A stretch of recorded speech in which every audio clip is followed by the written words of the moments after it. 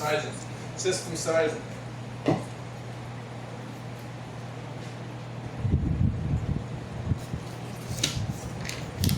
keep going back and forth between uppercase letters and lowercase letters. It drives my coworkers crazy.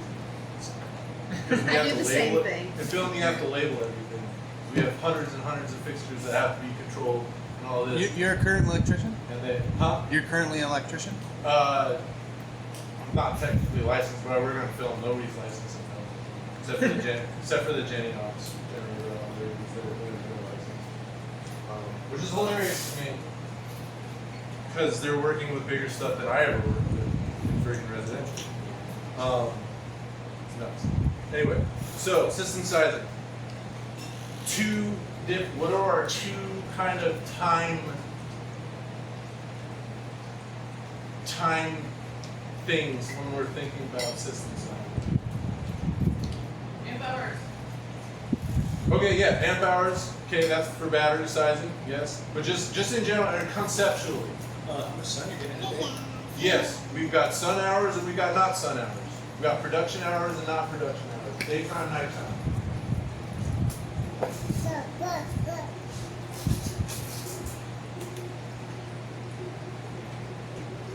Okay, we want to limit our production, or we want to limit our consumption at night.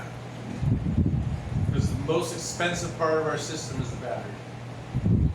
The most expensive part of our system is the battery. We want to, as much as possible, limit our consumption at nighttime. Because during the day, we're going to have excess power. In the high desert, a lot of time, we're going to have excess power during the day. Morning time, till 12 o'clock, say 12 o'clock, your battery gets topped off by 12 noon in summertime. And then the rest of the day, your panels are just sitting there doing nothing if you're not using them. So you want to do as much as possible. What is the most energy intensive purpose that we might use electricity for? Yeah, any kind of heating. Anything to do with heating or cooling. Dryers, clothes dryers, friggin' PV is a horrible way to heat. Photovoltaic, solar, which is what we're doing. It's a horrible way to heat stuff. We would love to not have to heat at all with solar. With solar electric. Solar water heating is a completely different. Yeah. You take a solar water panel and pump that shit through your floor, that's super efficient. Passive solar. Yeah, and passive solar, super efficient. If we can design our buildings passively, we want to design as much as possible. If we're going to be running off solar electricity. So we want to know. Okay. So we want to run as much as possible during the day. That means doing all our clothes drying during the day. It means even sometimes I've done it where I've got my chest freezer that I turned into a refrigerator. You know, you just install a refrigerator thermostat in the chest freezer and crank that some bitch down, or up rather, during the day, and then you put it on a timer. And at night, it carries over you just open it as little as possible, and then the timer, it turns back on in the morning when you start having sun again and cool stuff back down. That's a really cool way to, it's almost like a cold battery, right? You friggin' charge up your cold battery during the day, and then overnight. And the reason we use a chest freezer is because every time you open a friggin' refrigerator door, whoosh, all that cold air just whoosh, comes out, and you have to cool it back down all over again. Okay? That also means putting things that we want to cool down in the freezer during the day. So let's think about, let's think about this. We want to get on to amp hours now, and we're getting on to amp hours. I have a quick question. Please. So you're saying that heat is pretty inefficient. Cooling just as bad. Yeah, but cooling is better because typically you have sun during the day when you want to cool. Yeah. Right? So if you got a mini split system and you want to cool during the day and you've got plenty of solar PV input, That's good. You can make your house into a coal battery. You know, pump that thing during the day, pull out as much heat as possible during the day, and then have it turn off at night. And then you're not drawing on your battery. And you have like a coal battery house thing. They actually make ice batteries. That's a whole nother topic. But, oh yeah, one more thing I wanted to say. Solar photovoltaic panels, your solar electrical panels, they are about 20% efficient. Does anybody know how efficient, how much of the sun's energy a solar hot water panel converts? 100. Like it's like super. It's damn high. near 100. Yeah, it's like 99. The total system, if they've got the special coating and all that shit, like it's damn near 100% of the sun's power gets turned into heat energy through a solar hot water panel. All you got to do electrically with a solar hot water panel is a pump. Just pumps water through that solar hot water. Is it PV panel or is the water physically moving? The water is physically moving through. It's got the panel. If you imagine the panel, it's got a header on both ends and risers, copper, and it just gets pumped through that. Those ones that like people build like black You can boxes, totally build copper. those. It's not going to be 99% efficient, but even if it's 90% efficient, I mean, it's so even if it's 80% efficient, Exactly. it's like, you know, it's like, it's so much more efficient to heat with water than solar hot water. Can I share something? Please. So at our house, we have our tank. We have a 60-gallon water tank on our east, sort of south side, and throughout the entire summer, we never have to heat our water up because it just heats up in the tank, and then we just let it drain out. And it's like warm water. You know, it's not hot, not piping hot, but we've like almost completely gotten rid of our LP. We would have a hot water heater that was through propane. But one downfall is that when it gets cloudy, you're super cold. So yeah. So like in the winter. In the it's winter, still warm, but if it's cloudy, it will not be the same as if in summer, but this is also just a traditional $400 60-gallon water tank from Tractor Supply that's just sitting on one side of our house, and it just free flows into a pump with a shower or into our sink, and then that is enough for us to like, you know, wash our hands efficiently, take a comfortable shower. But I'm telling you, when it is cloudy, it does not work. So it's like, it's good to have both systems and try to use the solar one more than the LP. So No, that's awesome. Thank you. Yes.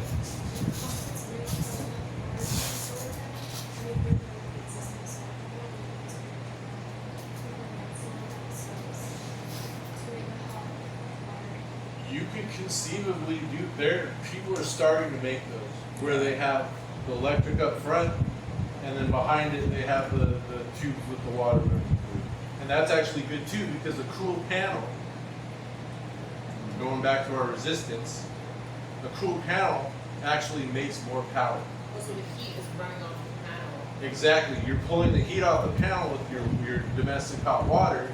That keeps the panel cool, that keeps the panel's resistance low, which means it's making more electricity.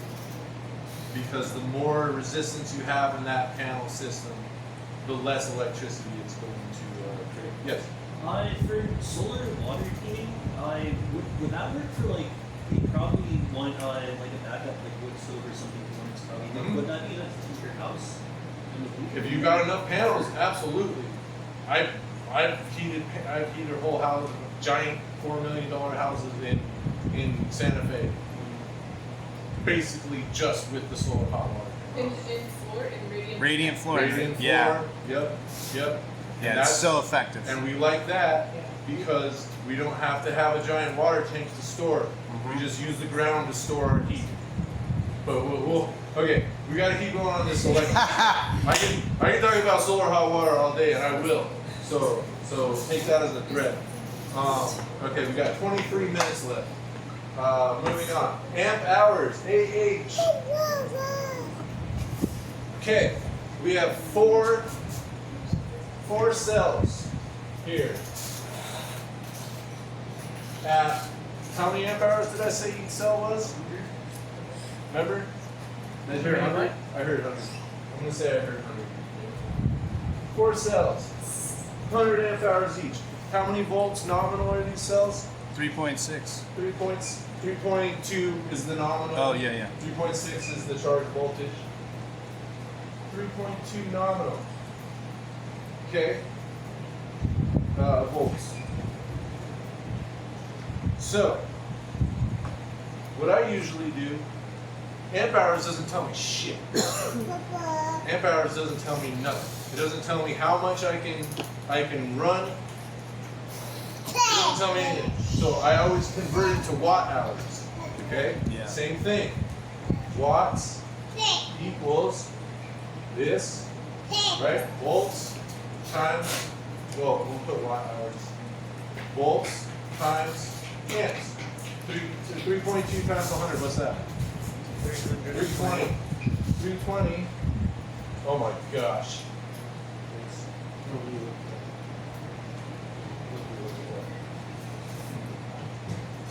320. I'm sorry if I'm getting too low here. So that's 320 times 4, right? Because we got 4 cells at this dealio. So 1280. That ends up being what, 1280? Okay. Yeah, that's 1280 watt hours. So our battery, nominally, it's probably less than this because we can't fully discharge it to 0. But nominally, we've got a 1280. Just call it freaking 1200, right? But no, we're talking watt hour battery. And this tells me something. What does it tell me? You can run. How much? Yeah. How many hours you can run it for? At 1280. 1280 watts. Yeah, so So you say, got what if I have a 1200 watt microwave? How long can I 1 run the hour. microwave for? 1 hour. And this is all physically perfect conditions. We're gonna have heat loss. It's not gonna run that microwave for an hour. But it gets you in the ballpark. yeah. Okay? We're getting into the ballpark. Because we have conversion efficiency loss with this. We have conversion efficiency loss when we take the power off of the battery through the inverter. Is it also viewed as 1.28 kilowatt hours? Exactly, yes. Yeah. Yep, same thing. 1.28 kWh. Exactly. And that's what you see on your bill, right? That's what you see on your bill. How many kilowatt hours do you use? It's the exact same thing. I don't know why they put batteries in freaking amp hours. I don't know why they don't put them in watt Yeah. hours, because then you know how long you can run your fucking microwave. That's probably why. So that you don't know. Yeah, no. They don't want you to find out, dude. And that's part of why we're here, is because this knowledge is kept from a lot of people. People that look like this gentleman. People that look like female-bodied people. And identifying people. That's part of why we're here. Because this knowledge is kept by the hetero patriarch. I tried to figure out a wind turbine, and it took me so long to dig for information about Yeah. Yeah, about the you gotta gauge of dig. wire. Yeah. And It's this crazy. is why we're here. This is why we're here. So essentially, in your system sizing, when you're thinking about it, you need to figure out what you're going to run during the day, how many panels you need, how much inverter power what are you going to be running at the same time. Okay, that will determine how much inverter power you need. Say I've got 2 microwaves. If I'm running 2 microwaves at the same time, That's at crazy. 1200 watts, that's 2400 watts. I need at least that big of an inverter, 2400 watts. How big of inverters do they just keep getting? I mean, you have utility scale solar inverters that are 320 kilowatts. You've got 500 watt inverters that you can plug into your car. And then you've got, like if you're gonna run your off-grid house, you're looking at somewhere on the order of 6,000 watts. That'd be on the low end if you're super careful and all of that. Higher end, we're looking at 12,000 watts, 18,000 watts. Yeah, like probably a dryer, microwave, some kind of cooking. And a lot of the equipment now, most of it's 48 volts, thank goodness. Yeah. A lot of it now is the charge controller and the inverters in one package, and you can parallel them together. So say you want to start, you're like, okay, I want a 48 volt system, 6,000 watts. Okay. But then down the road, you're like, oh, I need another 6,000 watts inverter. You just get the same inverter, connect them with a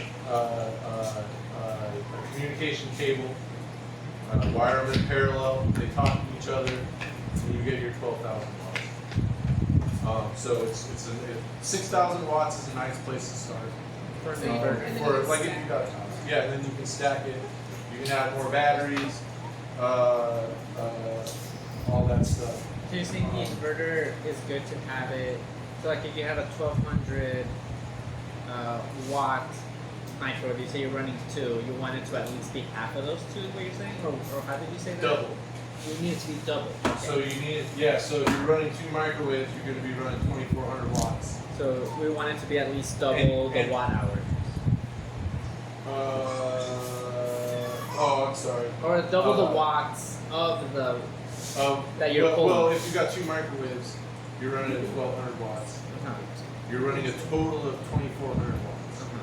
So you need an inverter that can at least do 24. Oh, so it just has to match the Yeah, but we'll get into that inverter sizing next time because we're running out of time and I apologize. You actually want it 20% higher than that. If it's a constant load and it's going to be running for more than a few minutes, you want another 20% cushion on top of whatever your highest is. It's pretty standard. And that's probably also has to do with the circuitry inside the inverter will be able to last longer because it won't be getting beat up all the time. Exactly. You're putting less wear and tear. Yeah. You don't want to run things at their engineered maximum. No. You just don't, because they will wear out faster. So it's just, if you can make the investment, or if you can limit your power, it's better to do it that way. Okay. Yeah, I'm sorry the system sizing thing got short shrift, but we'll talk about systems. We'll go through a whole load chart next time where we go, I'm going to be running this, and this at the same time. I want to be able to run this for this number of hours overnight. I need to be able to run LEDs. I need to be able to run my microwave for 35 minutes, and I need to be able to power my fans. Refrigerators need to be on 24 hours a day. Refrigerators don't work if they don't have enough power to run 24 hours a day. Yeah, I've that's true. Unless you do the timer thing with making it colder. Yes. That's the thing that's kind of killing us because we're going to be it's going to be a lot of ag with food farming, right? Yeah. And we got to keep that produce cold. So we have a giant refrigerator. And that's where, oh man, this is going to be a lot of mess. Yeah. So You got with to that, perfectly. there's exactly, and with the whole cold battery thing, run it as hard as you can during the day. Let it sit overnight in the high desert. That's another cool thing. Okay, last heating tangent. Really cool thing. Night sky radiant cooling. When you have heat, okay, this building is storing heat right now, right? It's getting freaking bombarded with heat. Okay, at night, where does that heat go? Up. Yeah, it goes to space, unless there's clouds in there. Clouds will make it less efficient because with heat radiation, it's just a vector. It's just a direct line of sight deal. So if there's no clouds in the high desert, friggin' thin atmosphere, that's called night sky radiant cooling. And you can actually, with your in-floor heating, if you have solar hot water panels, you can run it backwards at night during the summertime. Yeah. Okay, you run through your tubing, you run your water to pick up the heat from the floor in the building, and then those panels act as giant radiators that just blast that shit back into space. Super cool stuff. Governor Richardson in the 90s commissioned a study about that called Night Sky Radiant Cooling. It was written by a guy who engineered a system, a $70,000 system that I ripped out in Santa Fe. Because it didn't work. Super smart guy, but he's too smart for his own good. Wow.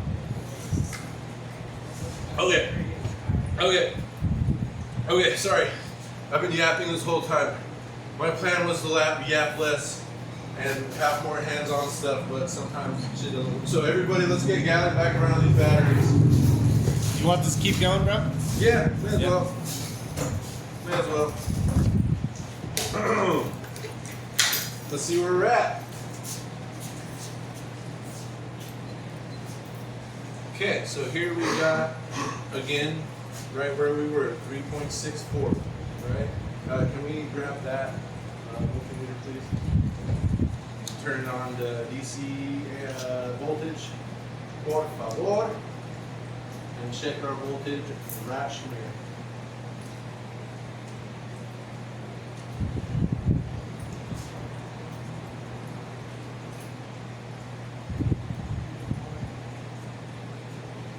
.4. What about this one?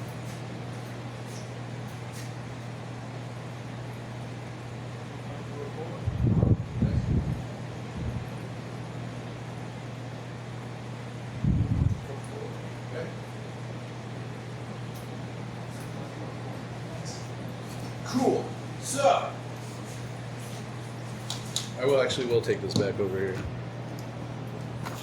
So we're going to call those balanced for the purposes of balancing, because this little guy that we're going to be plugging in eventually, we'll probably not get to this today in time, but this sum gun, thank you,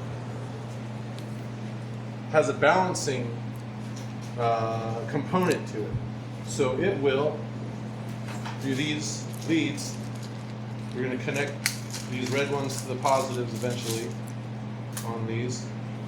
Even if these are slightly out of balance, this thing can feed. It can say, okay, stop giving electricity to this one, it's too high. Move it to this one. And it does that 1 amp at a time. Does it really slowly. So as long as we're in the ballpark on these, and we are, we're good. So we're going to unplug this one then. Okay? And then we're going to undo all these freaking connections that we just did. Because that's what we do. So, who wants to be helping me on this?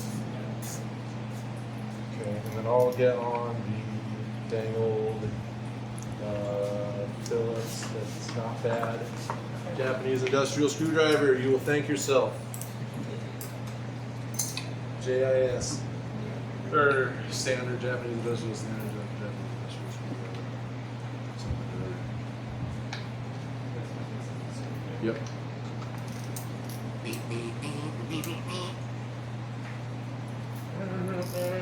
Career ladder.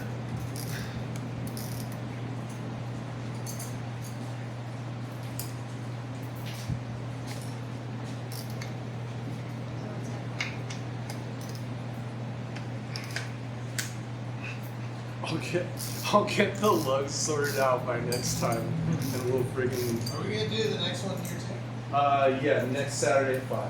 Okay. Yeah, oh yeah, sorry. They just got. Oh yeah, let's hold these.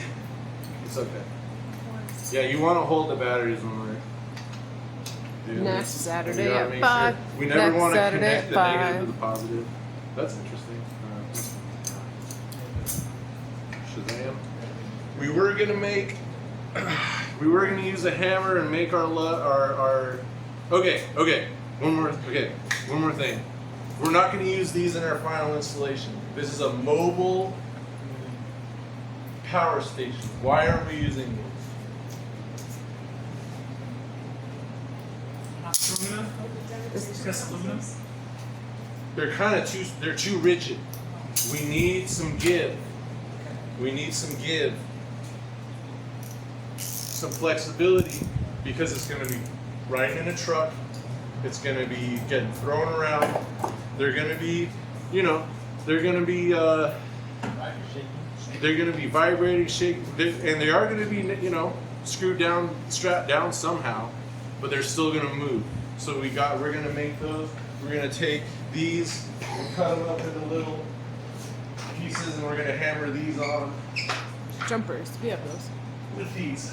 We're going to make little jumpers that go between these. We have those. This This one. I have no idea what those do. These lug crimpers The lug crimpers are usually like 90 bucks. This is $20. You put the lug in here, you put the wire in the lug, and you bam! You hit it really hard with a rubber hammer, and it crimps it. 20 bucks. It's amazing. So, we have 3-volt cells. How do we add our voltage together? How do we connect them? Series. So, what's the easiest way to do that? Yeah. Yeah, exactly. Fuck yeah. Boom. You already figured out what one of my clients still can't figure out. Sorry, Dan. So, then, okay. Anybody want to take a stab at arranging the bus bars? They got a cross.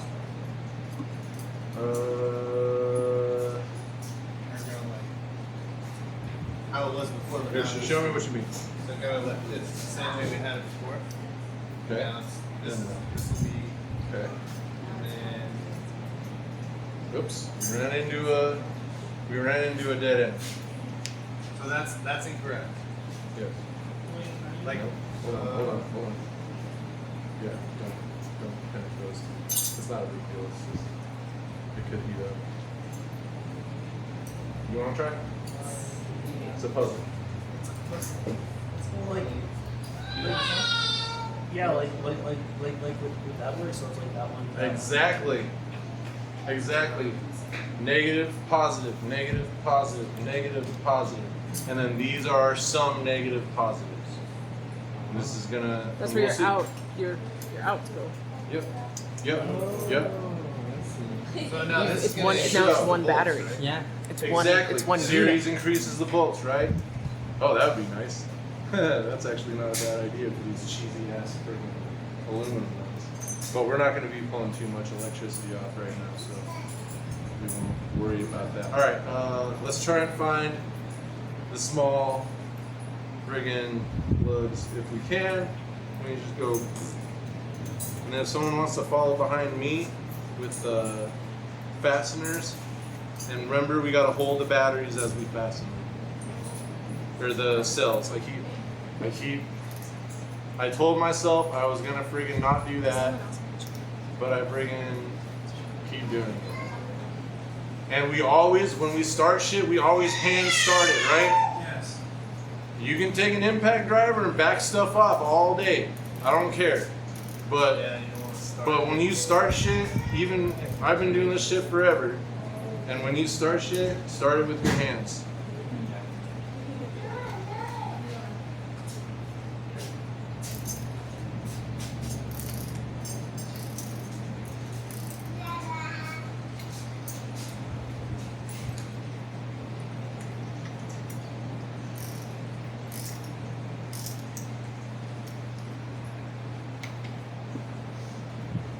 Okay, that's gonna be a Philip or a Philip one.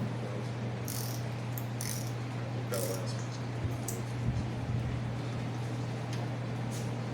okay, so we got this one.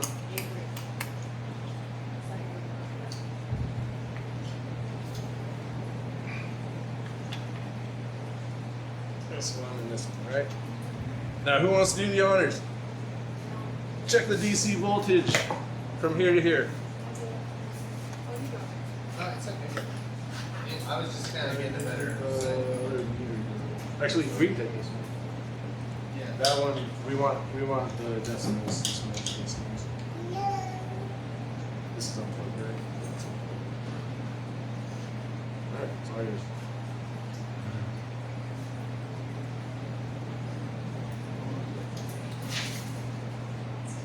You go here. Some positive, some negative. These two right there. Yep. That's your input. Your yep. Negative 13.65, right?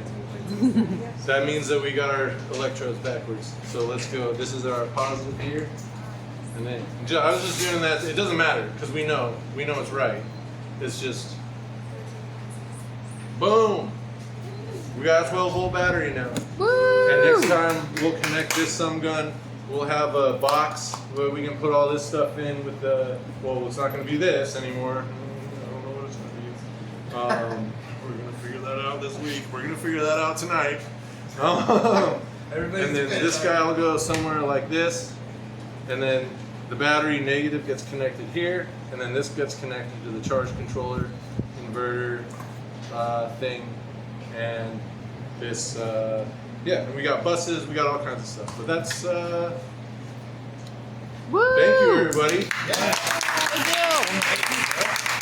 Next time it will be much more hands-on. Everybody's gonna get a chance to crimp stuff because Ooh, we're actually gonna crimping. be building more stuff.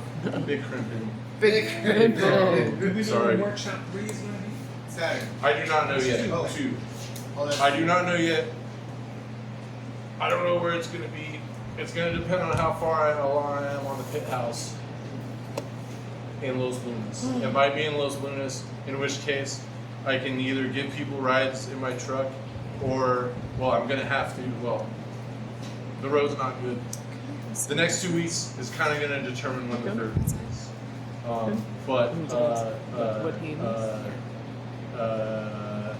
That's gonna be connecting the panels, commissioning the system, and powering stuff. Yeah, and I'll let you know as soon as I can. Sounds good. Yeah. Anyway, there we go. We got a 12-volt battery. Nice. Oh yeah. Next one is Saturday. Okay, 2 things actually. This next one Saturday at 5 right here. Right? Yeah. Saturday at 5. Same bat channel, different bat time. And then the other thing is, if people want to sign in, if you could sign in, and you, because I'm going to be starting a nonprofit, and part of this is scaffolding with that nonprofit and showing possible donors and stuff what we're doing on zero budget and what we could do with a bigger budget. So if we get to have everybody sign in, you don't, Yeah. and then if you want to leave your contact info when you sign in, that'd be you can, or a Signal username or whatever. This week I'm hoping to get up to I'm building a pit house, a traditional pit house on the co-op land in Los Lunas, and I'm hoping to go up to Jemez and to harvest vigas, take a chainsaw and harvest and a trailer and take out some of the fallen wood that's up there that the rangers fell, or whoever it is that cuts that stuff down. So we're doing a dual thing there. We're fire prevention and we're harvesting building materials. So if maybe if you want info on that, just put check next to your name, I guess. I don't know what day I'm doing it because I got stuff I got to do to prepare for it. But that's the plan this week. If you want to come learn chainsaw safety and harvest vigas, come on out, and I'll send out information. But yeah, thank you so much. This is the inaugural Earthseed Cooperative Workshop, and I couldn't be happier. Thank you.